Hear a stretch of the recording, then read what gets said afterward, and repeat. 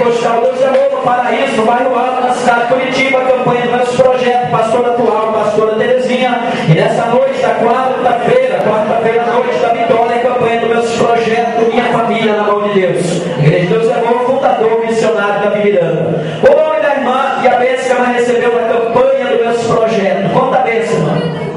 Em primeiro lugar, quero só dar uma da igreja na Santa Pai do Senhor Jesus.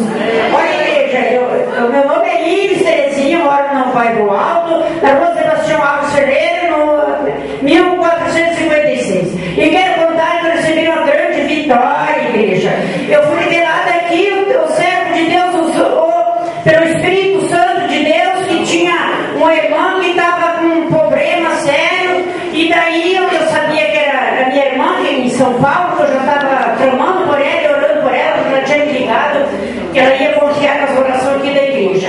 E ela estava com um cisto grande e estava com problema também no seio. E ela se assustou muito e disse: confia no Senhor que Ele vai fazer essa obra. Não precisa ficar precipitada, não precisa ficar nervosa.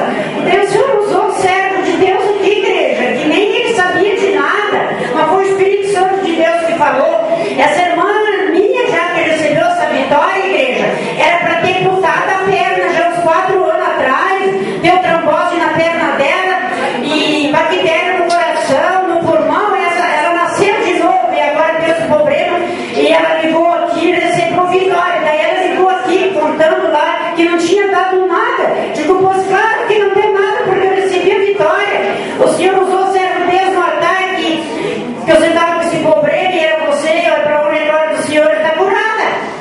Amém. A irmã foi revelada pelo Espírito Santo de Deus que uma pessoa da família doente, Deus estava curando. E a irmã mora em São Paulo, tinha cisto comprovado pelos laudos médicos. Quando ela foi no médico, ela foi curada, o cisto sumiu, a enfermidade também no seio, sumiu a enfermidade, e ela contou a bênção para a irmã. E a irmã está contando a bênção aqui para a igreja. O nome dela, irmã, e o endereço da irmã.